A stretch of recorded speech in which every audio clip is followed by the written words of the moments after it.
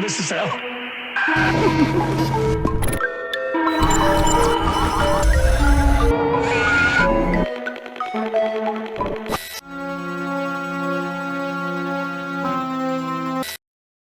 There's this place that has lived with me for my entire life. It's not a real place. You can't pack your bags and visit, but you can go there. I find myself there often. The streets are stone. Construction workers diligently stride by with a sense of purpose. There are stalls constructed but empty. A stray dog hops and yips playfully down the main square. Inside the local inn, the lady at the counter waits for an influx of visitors. Her grandmother rests by a fire, keeping warm. She anticipates a small child who will sit and listen to her tales. Members of a traveling circus pace throughout, waiting for their moment on stage. A roaming band of residential children meander outside, ignoring the amenities crafted for them, instead searching for their own forms of entertainment. A child under a mask delivers a letter to the post box, then sprints back into hiding, waiting until the right moment. The mayor sweats with panic while others argue in his office. He struggles to make a decision. His wife next door anticipates the arrival of someone to help locate her son who has gone missing just days before his wedding. The town spends its leisure in bars, shooting galleries, and maze rooms, at least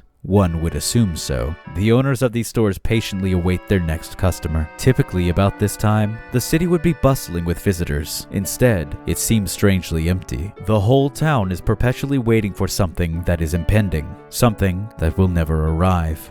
I know this place. It has lived with me for my entire life. I dare say my mind treats this location in the same manner that it treats my hometown, despite the fact that it is, indeed, fictional. My mind is stuck here, in a little village called Clocktown, in a land called Termina, in a Nintendo 64 cartridge. And like its occupants, I am stuck there. Where other games fall under this same assessment, considering all NPCs are digital creatures that can never go beyond their programming, this one is different. The game's inhabitants stick to a 3-day loop. They have schedules that they keep rigidly. It is only for these 3 days that we will be here. At the end of the 3rd day, we must loop back to the start of our journey. Over and over for hours and hours, we will find ourselves right back here. That is the main loop of our game. A time travel loop as our gameplay loop. Every tick of the clock is one talk closer to the end. And I do mean the end. I'm the hairiest hare, and tonight I invite you to listen for a moment as we take a look at what may be the most discussed game in all of gaming. However, there is a reason why I want to return to this place. It can be hard to comprehend for those who do not play games, or those who do so with a sort of serotonin-seeking immediacy. But these worlds and its inhabitants remain with you in a way that no contemporary form of character-filled entertainment could. Sure, video games are often regarded as plug-and-play experiences, a quick fix and a shot of adrenaline, a moment to create some good feelings and ignore the pressures of the world. Yet sometimes they are more than that. They are a place to be. They are a people to know. Some games are a feeling that cannot be captured, cannot even be expressed or explained. Sometimes a game goes beyond its confines and reaches into your soul. It settles there. The seed sprouts something within you later in life, and as time goes on, it grows. This is one such game. This is one such seed. We aren't talking about a game that's easy, nor is it a game that will spell itself out for you. This is not an experience meant to be felt and forgotten. This is something much more than that. Because Majora's Mask doesn't just exist while the console is turned on. It will persist long after that. There is a reason we cannot let this game go. We, as a collective, the internet, we've been here all along, and we cannot leave. This is a game that will stay with you. This is a game that haunts you. This is a game that you will carry with you forever. Majora's Mask will not leave you. If you have spent any amount of time in the internet's sea of video essays about video games, you have undoubtedly noticed a massive amount of them made in regards to The Legend of Zelda Majora's Mask. Almost as if it's a rite of passage. Before you are truly a video essayist in this niche section of the internet, you must talk about the game. It's for this very reason that I put my foot down firmly in the past. I was not going to join this trend. I'm not like most YouTubers, I thought. Now here I stand, incorrect. correct. But why? Why is the internet so vehemently obsessed with this one particular game? How is its gravitational pull so powerful that it forces us to discuss it? And why would I so spinelessly go back on my word and make the video you're witnessing before you? Well, actually, that first part is kind of easy to answer, even if it is a little complex in nature. Let's go ahead and address that. The Legend of Zelda, for the very few of you who are uninitiated, is a series of games that typically take place in the land of Hyrule, a fantasy kingdom made to evoke feelings of a whimsical world of adventure. While the series has many hallmarks of traditional fantasy, its more unique properties are only a portion of what consistently has set it apart from its contemporaries. Hyrule houses Hylians, essentially humans with pointed ears as our main connective species. Yet it also finds itself home to fish people known as the Zora, rock-eating fellas called the Goron, and tree people referred to as the Deku. Depending on the game, there are many more races and types of entities found in these lands. Yet every game will give you a different look at this world and an equally varied cast. This is because Zelda is a series with very few sequels. The Legend of Zelda is mostly an anthology series. Every game takes place in a different era with a different gimmick. The ability to refresh the world and start anew means that creators are never limited by what came before, and fans have yet to tire from the series overall, as each one continues to hit with a warm embrace. The scattered timeline and mythology of the franchise gives way to adding credence to the series' title. These truly are legends, and how much one pertains to the next is tangential at best. They hit on the same notes but change the tune's meaning, metaphorically and literally. Zelda as a franchise has a few consistencies, and one of them is that most of their musical scores are unforgettable bangers. As the series has continued, it has maintained its musical identity while still switching it up from title to title. A game with technological enemies has bleepy music to accompany them. A game with seafaring shenanigans contains several rhythms that harken a shanty. Every game has a vibe that greatly differs from its previous. The worlds are typically unrecognizable from one entry to another. Even when there are sequels, there's still a sense of progression to them that makes you feel the inescapable movement of time. Some games break the mold in ways both simple and bold. Ocarina of Time has its magical ocarina that a player can use to manipulate the world around them, while Twilight Princess gives us the ability to transform into a wolf. Wind Waker takes place on the high seas, while Breath of the Wild gives you full reign of an expansive environment. This is the aforementioned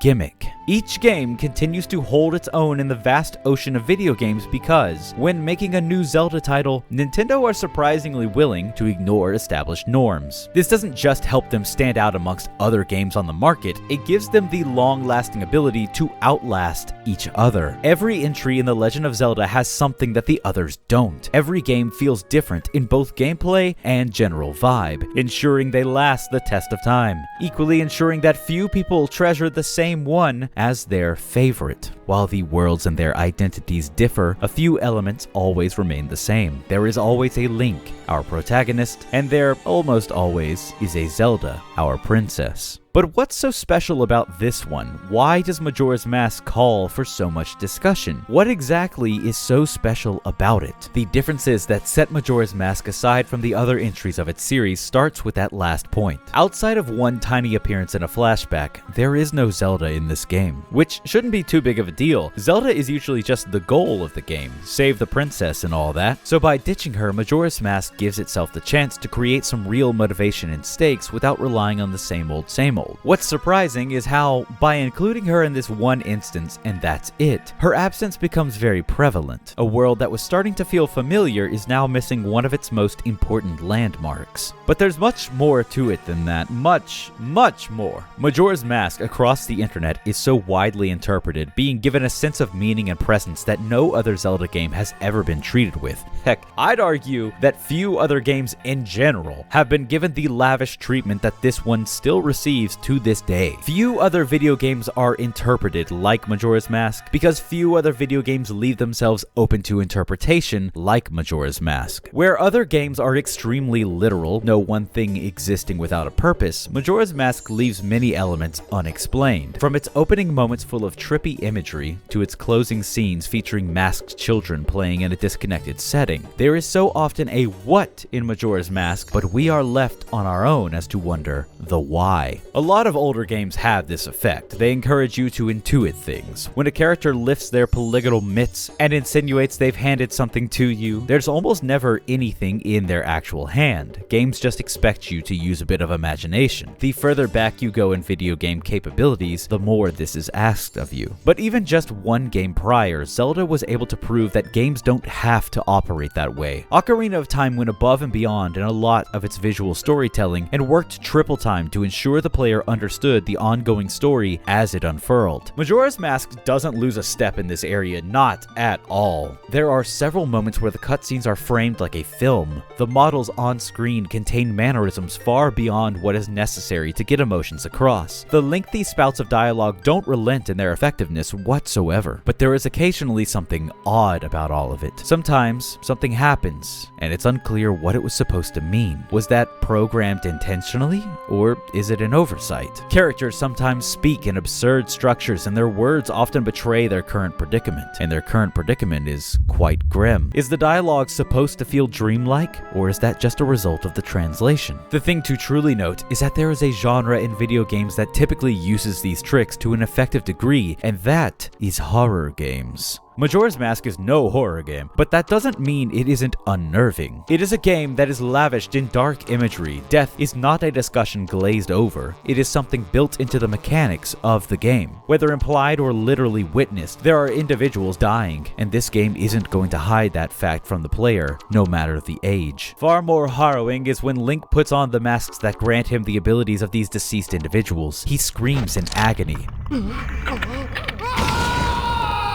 The imagery and sound design is so haunting that I can't imagine any child encountering this and not finding it chilling. Beyond Link, the worlds we visit in Majora's Mask are torn apart by the antagonist. Hope for a happy ending is a fading and foolish expectation. Whether they are freezing, living in fear, anger, sadness, or attempting to retain normalcy under the threat of annihilation, these characters and their fates are looking grim. And you're standing there, a bystander, taking it all full force to the face. It's hard to deny that this game is dark. And what's worse is that it's going to wear you down with that sense of hopelessness for many hours to come. Majora's Mask lingers on our minds all these years later because it left a lasting impression when we first saw it, and when we return to it, we find there is still something that it sparks within us. When I was a child, I enjoyed the dreadful atmosphere of this game. It chilled and terrified me, but some days I found myself longing for that feeling. I would boot this game up and replay its introductory sequence all over again just to get back to that suffocating emotion. As an adult, I need no assistance in feeling like I'm being threatened by a cosmic crushing weight looming above. Yet, what I do still enjoy when returning to this game is the gaps in storytelling I mentioned before. The eerie way everyone speaks, the manner in which the story opens with plenty of strangely unexplained inconsistencies, and the implacable feeling that everything in this world isn't quite what it seems. It's in these gaps where we, the audience, start to place ourselves, our interpretations, our version of the world. We apply our experience and what we want to see onto the canvas. We begin to interpret the image differently from others around us. Majora's Mask is so widely interpreted because it is seemingly made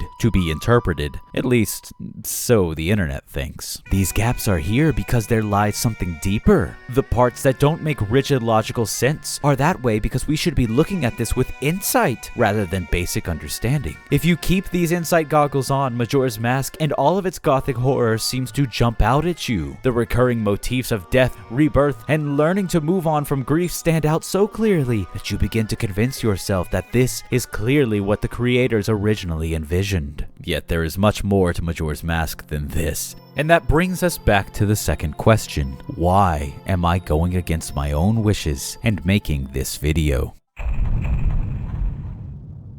Majora's Mask is a game where the moon is falling. Link must journey to the four corners of Termina and defeat the evil, trapping 4 guardians. Only with their power can the moon be stopped and the day be saved. With the power of his Ocarina of Time, he can travel back to when he first arrived, buying himself a little more time. 3 days and 3 nights to be exact. That is the game from a very literal perspective, the flyby version of what this game is. But as with most art, it's more about the details that make up the journey than it is about what is beat for beat meet happening. To free these guardians, Link travels to lands where the status quo has been disrupted. Some meddling has occurred, and the evil that plagues the area's dungeon is causing issues to the level's surrounding environment. In each area, Link meets those that are the victims of these sudden changes: the dead, the hurt, the enraged. What sets Majora's Mask apart from any other Zelda entry is two main factors. Firstly, the ever-present timer in the bottom portion of the screen that continuously counts down. 3 days and 3 nights are all the time you have before the moon drops. The introduction lays the groundwork as you are pushed, pulled, and bullied into a new form. That new form traps you in Clock Town, serving as the tutorial zone until you can find a way to free yourself from the form cast upon you. When you finally do free yourself, the second factor becomes crystal clear. This game is one where your main source of power lies in the mask you wear. Equipping a mask grants you abilities, a new form, special dialogue and interactions, etc. Our villain is the one behind the titular mask. Skull Kid, a forest punk, has stumbled upon infinite power, and with it he's playing the most ultimate series of pranks, ruining lives, transforming others into new forms, and being a general menace, all while laughing it up and hitting the hardest pose in gaming. Unbeknownst to him and the core cast though, Skull Kid is but the puppet, a small child being manipulated by a force far greater than himself, far darker than mankind should ever have access to. Majora's Mask is mysterious and unknowable, just as it should be, keeping the fear factor on a level of eldritch proportions. Before you can summon the Guardians, you must complete a dungeon. Before you complete a dungeon, you must find and access the dungeon. To do so, you will have to complete a quest that alleviates a portion of the area's problems. To figure out how to do so, you must attentively scout the area and use every possible resource, helping some people here and there by fetching items there and here. Again, I point to the clock on the screen. It's a big deal, that thing. If you're an experienced player, the pressure of time isn't something you'll be all too concerned with. You know where to go, what to do. And admittedly, dungeons aren't exactly hard. The only real trouble comes when you get lost or miss a stop in a series of steps. Getting to the dungeon itself is equally something that isn't too grand of an issue. The game is well enough signposted that finding your way to the next relevant quest isn't much of a challenge for those who are literate. Characters will very much speak in a way that says, "I wonder where this person ran off to," and then someone else will mention, "I last saw such and such at this place." With clues that evident, anyone can make their way through the game. However, it is once again in the details where I anticipate a new player to get lost. Getting stronger, better items is not something that comes from regular questing. Most times, you need to head outside of the main path and peek into a cave or two. Other important items are locked behind extensive quest lines. Some are hard to find, some are not. Yet, it's not their discovery that makes them tricky, it's how they are completed at times. Like most games, especially those of the Zelda variety, you will often find yourself at a place where you look around and wonder, what's this thing? How do I get over there? Now where do I go? What am I doing wrong? That right there is a gaming staple, and the more time you inevitably waste on something you can't do just yet, the more frustrating it becomes.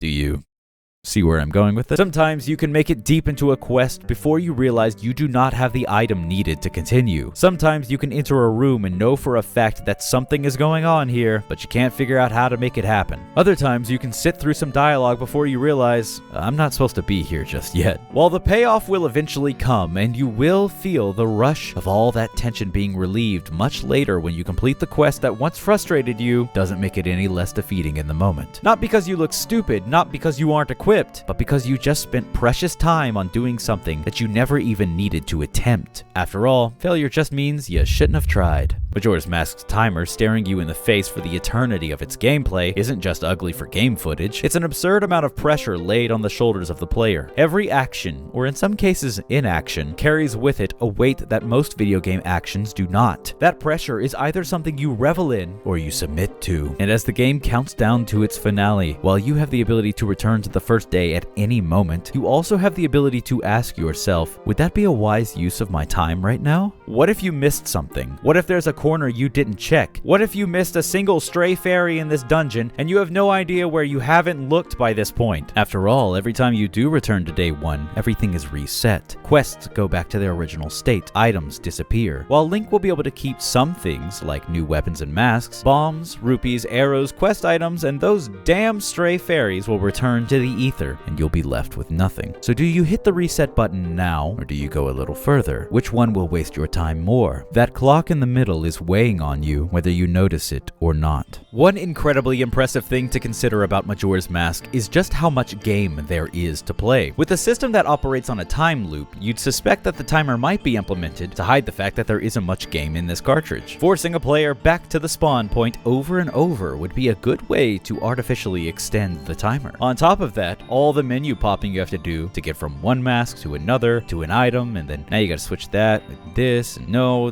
that's not it. Maybe I need to, or should I, is a trick that modern games have been pulling to artificially extend a player's playtime for a while now. Maybe Majora's Mask was the first to successfully pull the wool over our eyes. But no, this assessment couldn't be more wrong. There isn't just some game, there's a ton of game to find here. Majora's Mask is like taking 4 separate games and then watching them fuse together into one single experience. I mean, think about it. You have Link with all his items, then you have Deku Link, Zora Link, and Goron Link, who all have completely different strengths, weaknesses, and abilities. Then you have entire sections dedicated to those specific versions of Link that are meticulously crafted playgrounds that show their kits off nicely. Then, on top of that, you have dungeons that incorporate not just the new form, but whatever new item you discover in the area as well. The bosses of each dungeon are a slight disconnect though, maybe the only crack in the foundation of this game I can spot. They're well made for whichever of Link's form is being predominantly highlighted, but they lack any cohesion with the area they're in. Sure, maybe this guy poisoned the swamp water, but I have to stretch my imagination to get to that point. It's not like he has any poison-related moves. And are you telling me that this guy is what froze the mountain village? The dude's just a bull, a mechanical bull with lightning powers. And plus, he himself is frozen when we find him. Regardless of the disconnect, they do very well of playing to the strengths of their masked counterparts, which is especially exceptional considering that sometimes you'll find the need to face down a boss more than once. After you complete a dungeon once through, a teleporter pad at the front lights up. Stepping on the pad instantly takes you to the boss room, cutting down on any wasted time and getting straight to the meat, which I'm especially grateful for because in terms of gameplay, the bosses are some of my favorite parts. Although if I may lob one more criticism towards a gaming classic, I gotta say that reaching this game's ending did provide me one major disappointment. I had always been under the impression that a game like this had something else in store for its ending. With a ticking timer, multiple bosses that are only mildly difficult but sometimes time-consuming, and our Deus Ex Machinas locked behind those bosses' defeat, I had always assumed that these teleporters were here with the intention that our final loop would be a boss rush, hopping from one land to another, defeating all 4 bosses, and then being rewarded with the final boss, who only appears after a more calming section that lets us look back on how far we've come. Instead, after you've beaten all areas at any point in your playthrough, you just stand around until the eve of the carnival once again and play the song that summons the Guardians. I'm not knocking Majora's Mask for not including a feature I made up over the years of not seeing this game through, but I am saying it would have been so sick to witness how far you've come by trouncing each of these bosses and then sweatily approaching the end game expecting the worst. This game is so very obtuse and so often unfair, so I was just kind of surprised how easily it released that grip by the game's end. Despite this being absent, it took nothing away from the game. I still hit that ending with an overjoyed and hard-earned smile. Even with all those words being said, I still haven't even stopped to mention all of these smaller side stories that exist within this game. I haven't paused to give time to tell you about all the characters that populate this world and give it a strong sense of life. And what's wild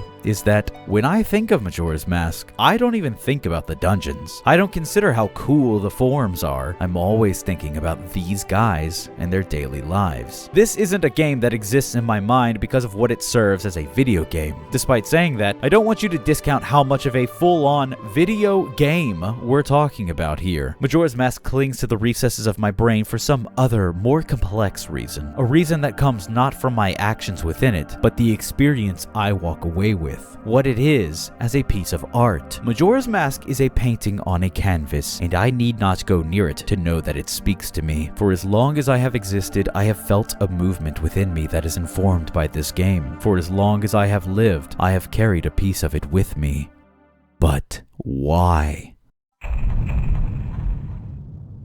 There is something that occurs whether you are young and impressionable or you are old and jaded when you open yourself up to the possibility. That something is immersion. When someone uses the word immersion, it could be easy to roll your eyes at the mention. Immersion, by definition, is a state of deep mental involvement. While this could be applied to anything that you rigorously set your mind to, when speaking in video game terms, it's a tad more pretentious. Immersion, in this sense, is a sort of state of being, where you have allowed your mind to wander into a world that isn't yours to the point that you're beginning to invest in it. Your level of immersion could be as surface level as getting upset when you die in-game. Your immersion could extend to being frightened by a game's atmosphere. So long as you aren't just sitting there, completely numb to any stimulus, you are somewhat immersed in a game. Video games have the fortune of being far easier to immerse an audience than most other mediums, but it comes with a major misfortune as well. Because if a creator does not manage to immerse the players well enough, they will not be able to emotionally manipulate their audience in a way that is desired. When watching a film, a movie will work overtime to make you care about what's on screen during an emotional scene. There will be camera work that reflects the feeling of the characters. Dialogue will be written in a way that is dramatic while still forcing a realistic rigidity to their words. Most evocatively, the music will swell when it needs to, or it will cut out altogether, letting you soak in the moment. While there are countless choices creators can make, these choices are pivotal to the experience overall. There have been countless movies with countless death scenes, and as much as they wouldn't want to admit it, there are films where someone dies and audience members callously sit there, unfazed and uncaring. I've been there plenty of times before. I'm sure you have too. Sometimes it's because I'm watching the death of a character that I didn't get to know. They showed up and basically had expendable written on their shirt. Sometimes it's because I can't relate to the surviving characters. Their mourning or lack thereof informs how I should feel in the aftermath. Sometimes, for whatever reason, I just don't care. And it sucks when that happens. I don't know about you, but I don't watch movies so that I can walk away feeling nothing. I wouldn't read a book to simply waste some time. I do not play a game if it doesn't spark joy in me. We as humans are complex, emotional beings with limited time on our hands. I want to feel as though my time isn't wasted, but less aggressively. When a piece of entertainment wants me to care, I should care. When I pick up the controller on a single-player narrative experience, there is an expectation given. Even if I'm not fully aware of it, I am seeking something and hoping the game can provide. On paper, immersion in a video game should be easier than other mediums of storytelling. When I push the control stick, my character moves in the given direction. When I press this, they do that. So long as that connection is not severed, I feel as though I am that character. Their actions are mine. The consequences of those actions fall on my shoulders. Yet, in actual execution, video games have a unique incline to face in terms of full immersion. Firstly, if a player does not understand their controls, they will feel a disconnect. Handing a controller to my mother and telling her to just go will not have the same results as it would for myself. I have spent years forming a relationship with video games. I have an understanding, a foundational baseline of how video games work that I can constantly refer back to. Games have a language, and I happen to speak that language. Put a random controller in my hands and I can intuit what comes next based on that experience. My mother, on the other hand, has almost zero experience. Handing her a controller would be like putting a cell phone in the hands of Victorian royalty. I don't imagine she'd be able to understand basic movement controls before motion sickness started to kick in. Her ability to transfer her actions into the on-screen vessel requires a level of experience that she does not possess and, frankly, has no interest in developing. Despite this, she did once play a game or two. She could do it again if she tried. Yet that hurdle is just large enough, and the payoff is such a nebulous concept that she would rather just watch this video instead. Hi, Mom. People like myself have been playing games for so long that we've forgotten the fact that games are kind of a lot of work. A whole lot of work for the reward of simple entertainment. Within the industry, games these days are chastised for not hitting a 20-hour minimum. There is an expectation that were I to spend my real-life dollarunos on a piece of entertainment software, it better be well worth the financial investment by being a hefty investment of my time. Again, I'd like to point out how unique this expectation is. No movie, book, or even television show is held to such a demand. They are expected to be as long as they need to be. Video games are unique, and with that specialness comes some considerably unique expectations. And yes, I know this tangent is growing some major legs, but keep holding on. there's a point I'm getting to. All of the effort you must put in to move a character through the world, all of the time you spend in that world, all of the investment you are giving to an experience is, quite simply, the experience itself. If there is ever any confusion on why single-player games are so captivating, that confusion is only able to be cleared when you give someone a controller and hope they can find meaning in a series of polygons and coding. These shapes have a purpose, but that purpose is only given to them by those who created them and those who receive them. So it is with a mutual understanding that we properly immerse ourselves in a world and get to know and love its inhabitants. At some point, the facade of the digital world fades away. My brain will treat this strange polygonal version of a person the same way it treats real people I've actually met. These are your friends. These are the people you cherish, and when you are away, you will miss them. When they are gone, they will be fond memories. If their lives are not real, then why do I feel a sense of sadness from knowing they may soon come to an end? In most of video games, the main thing players have done for many ages is this. Walk up to a person, be given a task, complete that task, possibly return to that quest giver for a reward. On its face, that sounds really boring and lame, and in a lot of games, it is. The difference maker in a lot of cases is in how that quest is parlayed to the player. You can keep it kind of generic with a pop-up that directly states the objective and rewards. You can write loads of flavor text that gives meaning to the task. Or, if you are really going for the fullest of approaches, you give weight to a player's completion of a given task. Majora's Mask is very much a game where you do things for people. Sometimes it is in the form of little favors. Other times, a player performs actions that can save a life. Each of these quests contain a reward, giving the player a purpose in committing to their completion. What I really adore about Majora's Mask, however, is the way in which it presents these quests. In the opening of the game, you obtain a bomber's notebook from the Bomber Gang boys. The Bomber Gang explain that it is to help you keep track of people that you've promised to help. Once you promise to help them, you should feel compelled to see it through. That's cute on its surface, but what interests me further is just how this starts to form a certain language in your mind. You speak to Clocktown citizens, and as you do, a notification pops up, saying they've been added to your bomber's notebook. Not everyone, but a healthy chunk of individuals. A lot of times, it happens on your first interaction with them. When this occurs, it implies that this person is in need of your help. A lot of initial conversations inform you of exactly what the quest is, which, in video games, is a hilarious standard. Your first time meeting someone, and they're already putting an exorbitant amount of faith and undue pressure on you. Yet something completely different occurs when you speak to someone, and they're added to your notebook, but you have no idea what they're in need of. Or better yet, there are plenty more that you know what ails them, but the solution is extremely unclear. In both the way this game is written, as well as how it is developed, this causes you to lean a little closer to these characters, read their dialogue again, experiment in as many ways as you know how. Did you miss something implied in their words? Is there something you have forgotten to try? Do you just not have the item needed? Maybe it's related to that stray fairy I couldn't find! Ocarina of Time has this occur many times as well. Even main mission story progression is occasionally obfuscated simply for the sake of adventure and player experimentation. Yet, Majora's Mask does it in a way that I find way more interesting due to its main mechanic, the 3-day cycle. Characters are only available at certain times. Their missions are only pertinent at specific hours. A solution only presents itself when you are in the right place at the right time. Seems stressful for sure, but to make matters even more stressful, every time you reset the cycle,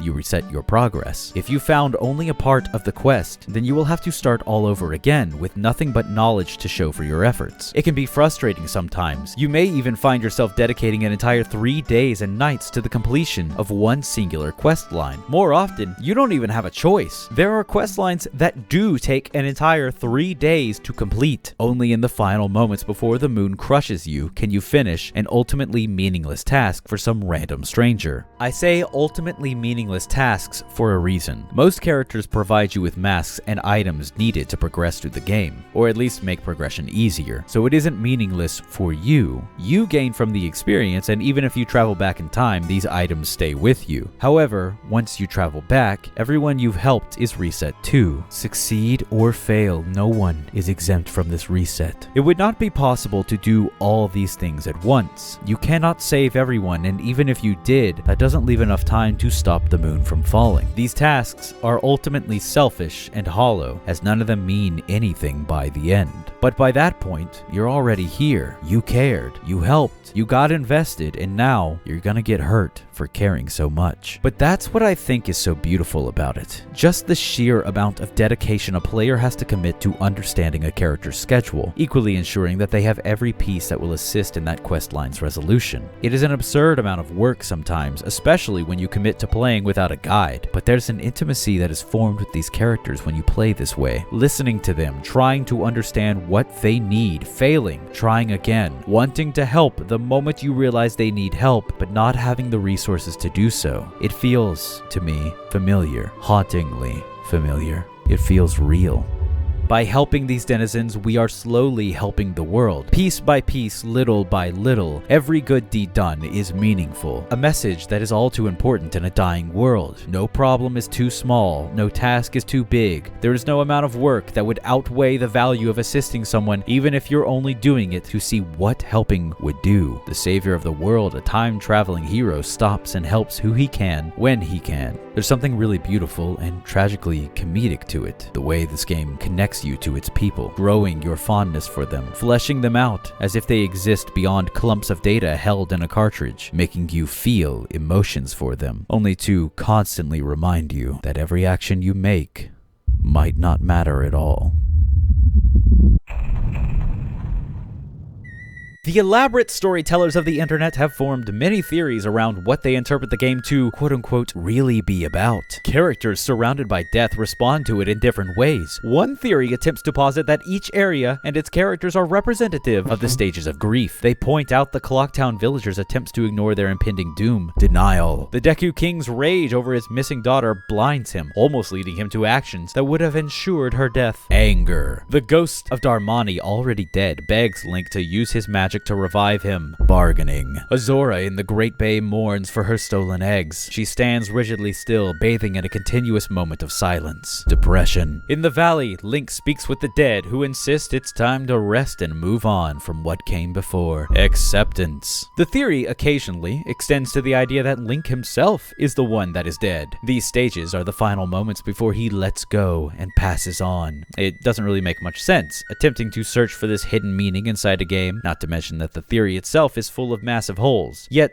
that's how fans have often acted, as if they are in search of something more. One way of looking at the game is with a sense of imposter syndrome. The opening narration claims that Link left Hyrule and his legacy behind in search of his missing friend. Link, according to the interpreters, is escaping the burdens of success in search of his childhood that was robbed from him, figuratively and literally, seeing as Link hopped between childhood and adulthood in Ocarina of Time, never being given the chance to grow old and carve out a life for himself. Navi, in this interpretation, isn't just a fairy, but a metaphor, meaning that the whole journey could be taken as non-literal. The previously mentioned grief theory being applied to Link, perhaps grieving the loss of his own youth. There probably isn't any other game in existence that would be so applicable for a haunting creepypasta than this one here. It's got everything a writer could want: an innocent, childlike veneer that holds a dark secret within, an old game cartridge that looks right at home at a random yard sale, a game about death and a child's experience of being surrounded by it, which naturally opens itself up to a story about the ghost of a drowned child who haunts that very game. Been Drowned, one of the internet's most formative creepy experiences, is a story written from the perspective of a poor sap who purchases a copy of Majora's Mask from a yard sale. As weird events occur within their game, the writer updates the internet one piece at a time. As the story continues, it derails, going from a lightly chilling tale of a game that is acting funny to a much larger narrative of a child's vengeful spirit haunting the cartridge. The collective story outgrew its original posting site, giving way to something that children on the internet latched onto with fearful curiosity, which was only furthered when quote-unquote video evidence appeared. Even if the whole story is laughably unbelievable, the hard work put into the facade is something that's undeniable. Why mention this fan-fictional internet tale? Because of how interesting I find it that we have continued to try and squeeze a little more story out of a game already dripping with intriguing open-endedness. What do we have left to say about this game? This deep well of discussion and additional content has been ongoing for nearly as long as I've existed. The fan theories, the fan fictions, the general player intrigue is kind of astounding, yet it's equally exhausting to me. For when is it enough? How much do you need to extract from this game before you've had your fill? Why is Majora's Mask not enough? How could it possibly leave a player wanting? I find myself uninterested in these theories theories and demands for reasoning. When I was a kid, sure, these stories were exciting to latch onto. It gave a sort of maturity to a game that seems childish. But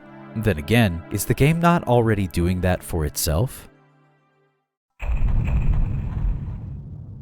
Now, what I'm going to say next is in no way an attempt to discount the creative thinking that has been applied to this Nintendo 64 game. I am a fan of these interpretations. I like that the internet is so obsessed with this game, but I am still going to burst the bubble for just a moment. Majora's Mask does not have a multitude of gaps in its storytelling because it is intended to be interpreted differently. At least that's not the sole reason. Part of the reason why it is that way is because it is a game made in a hurry. This is a game developed in the span of a little over a year, a far cry from any development cycle, especially Nintendo's. In order to get the ball rolling as quickly as possible, Majora's Mask was created from the same skeletal structure as Ocarina of Time. This means there is a near one-to-one copy on things like movement, combat, and most player actions. Yet, more interestingly, there is also a consistent reusage of assets and even characters. Shop owners are repeated. One in particular is now a main motivating factor. Even bosses from the game before appear as store owners. No memory of our previous meeting. I'm not pointing at this as a bad thing, mind you. I think that sort of creativity is fun. I think it's difficult to understand if you've never been in a situation similar. The clock is ticking and the due date is soon. You have pieces of ideas but nothing concrete. You look over your shoulder constantly remembering your past success and how you'll never be able to live up to it. While you know you're doing something good, it doesn't look the way you thought it would. It's too late to restart and it's too much work to make anything else. You have to take what you have and make it work no matter what.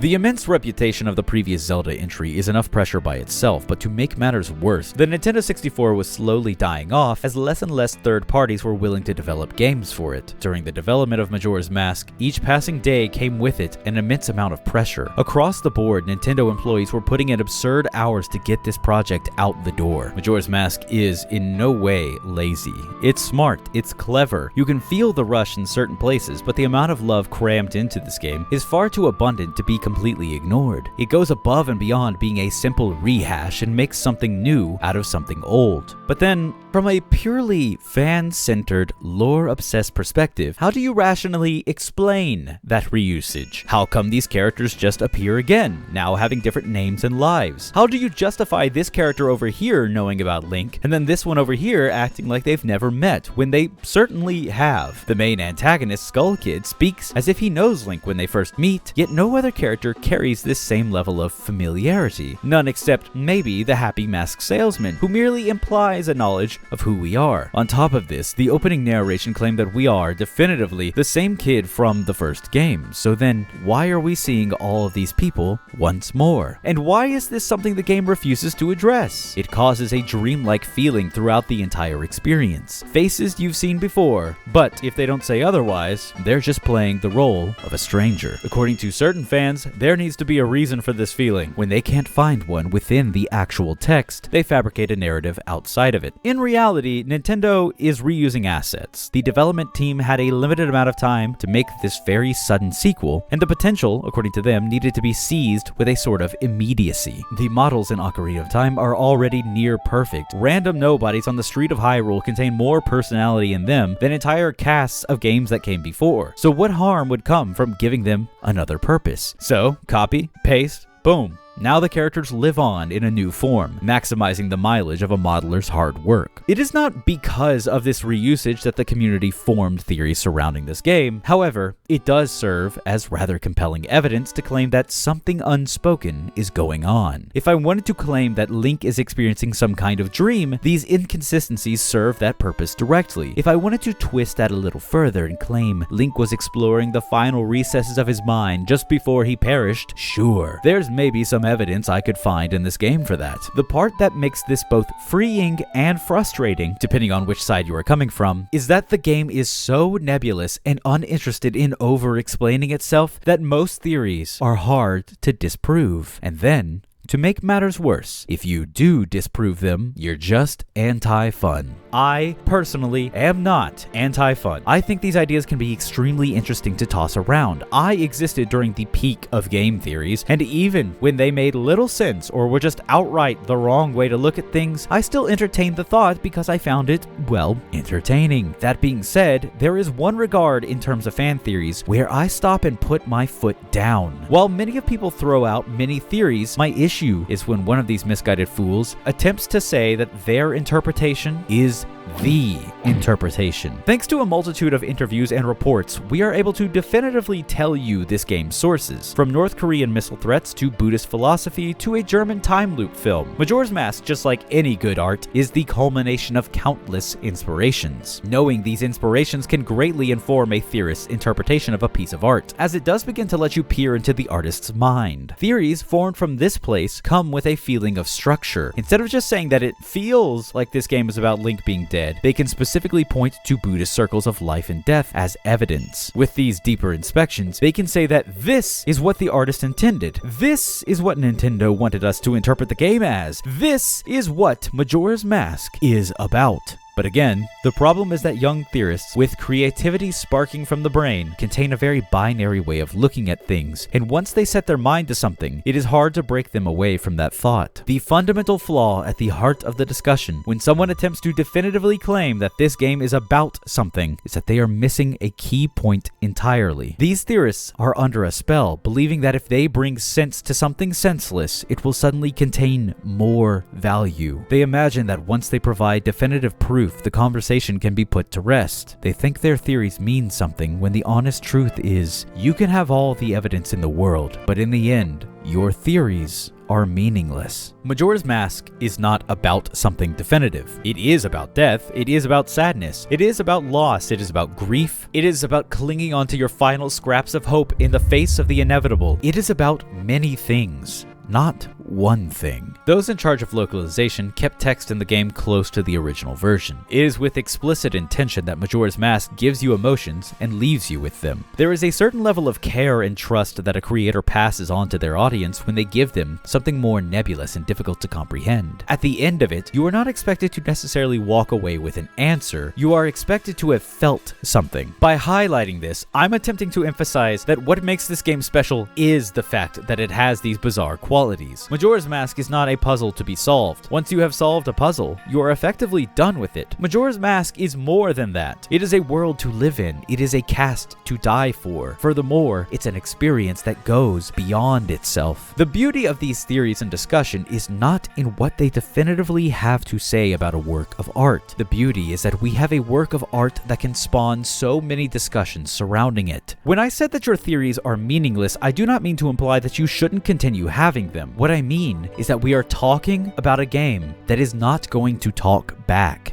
You are free to play this game, to help its inhabitants to feel the feelings it evokes from you, and then walk away with your own personal experience surrounding it. That is special. That is something that we should celebrate and appreciate more of. The value of a work such as this game is not to find its definitive meaning, but instead to realize the value lies in the fact that so many of us can find meaning in it at all. Not through one interpretation, but many. Whoever you are, wherever you are. The idea that something like this can speak to you is beautiful and a true sign of good art. Majora's Mask deserves as much credit as the internet has continued to give it. Hell, it probably deserves more than we could ever give it. It says a lot while saying very little, certainly. But more than that, it's an experience that stays with you long after you shut the console off. For almost the entirety of my life, I have carried the weight of this game with me, and that says a lot, all on its own.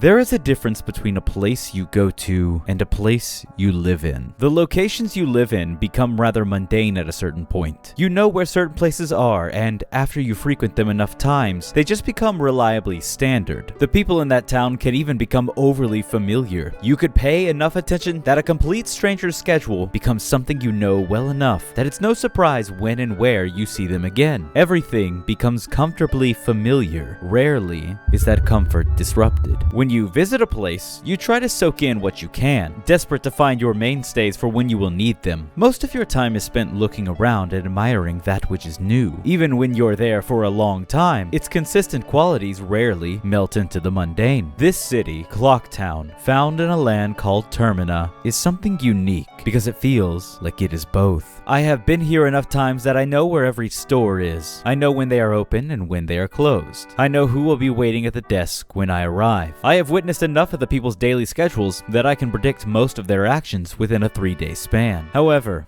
You are only able to be here for 3 days. That is all the time afforded to you. So every moment feels like you're a tourist, looking at each site with eyes that expect it to be the last time. You can reset those 3 days as much as you want. You can keep this place going for as long as you can, but you will never see these people outside of this snapshot of their lives. You will never see this city when it moves on to the next big event. There is a portion of me that revisits this land and smiles, but every time I do, the smile eventually fades as I mourn for this place. In my memories, this place exists in perpetuity. Like its citizens, I'd like to pretend the end isn't impending. They are not awaiting a festival yet to start. They are awaiting their annihilation. And that is why I went back on my word and made this video despite the controversial saturation. I think it's impossible to fully express an individual's admiration for something like this. I had never completed Majora's Mask in my youth. I didn't get anywhere near seeing credits. Despite this, I didn't need to see the end to form an intimate love for this world. On top of that, there's something to be said about playing a game that loops in on itself over and over and never encountering its conclusion. Perhaps that's why Majora's Mask has never left me. Maybe it's more likely that it is only one of many reasons why I linger in this place. No matter how old I've gotten, no matter how many real-life experiences I've had, this is a moment in time that has stuck with me. The haunting atmosphere of a world nearing its conclusion is a lot to put on a kid. But when I look back at this place, I don't often consider the looming anxieties of the inevitable end. Instead, I think of its denizens. I think of those I've assisted. I think of those I've helped. I worry for those I didn't have the capability of helping. I smile at the thought of their existence. I shed a tear of joy for those who could be given a happy ending. This isn't a place you can visit, but I do find myself here often. Some days I've reflected on that feeling. It's a beautiful thing to have known a world and its inhabitants so well, to have fallen in love with something that will not always be here. In a way, I think Majora's Mask had a hand in forming the basis of my core philosophy. In all of life, I find myself going back to that feeling, going back to that place. In many moments of my life, it feels like I'm back there, the weight of inevitability pressuring you into spending every second wisely, glancing at the clock in fear. You would imagine these would be the times that you value most, but truthfully, you find yourself reflecting more on the moments when you relaxed and truly soaked in what the world has to offer. In the daily hustle and bustle, sometimes the pressure of looming inevitability gets to you. When you slow down for a second and start to appreciate what lies in front of you, you start to remember why there is any pressure at all. Looking back and looking ahead are meaningless when you really appreciate the moment. These are the seconds that will stick with you.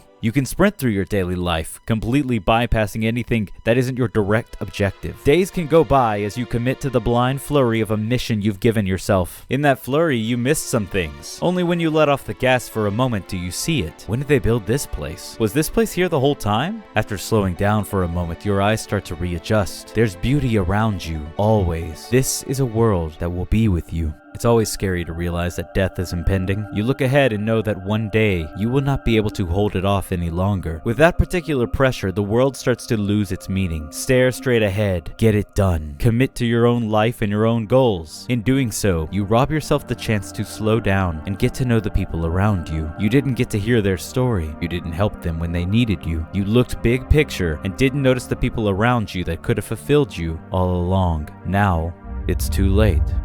They're gone. You're gone. And how did you spend that precious time afforded to you? How much of it was spent on the people you love? Here lie the people that will remember you. This is a game about racing against the clock, doing missions, saving the world, but that isn't what makes it special. That is not why it stays with me. It is only when you stop for a moment that you realize how much of a world there is to exist in. Only then do you notice the people that populate this land and just how deeply interesting each one is. Time is always of the essence, but it's also how you choose to spend that time that matters. Do you really lose all that much if you give a day to someone? Do you really lose all that much if you take some time to explore? Every time I think I'm back at the start of something new, it can feel like I've just lost all progress. But truthfully, it means I have another chance to make the day mean something. When I'm feeling life pull me in many directions, I feel my mind returning here, to a small town in a world trapped within software, and thinking of its people hurts me. But it also gives me hope. Through the worst we can persevere, in the darkest moments we can cherish that which gives us purpose. When the pressure feels insurmountable, we can stop and remember the important moments, the important people, the important memories. There is hope in these lands. There is hope for us too. Majora's Mask is a game that will never leave you.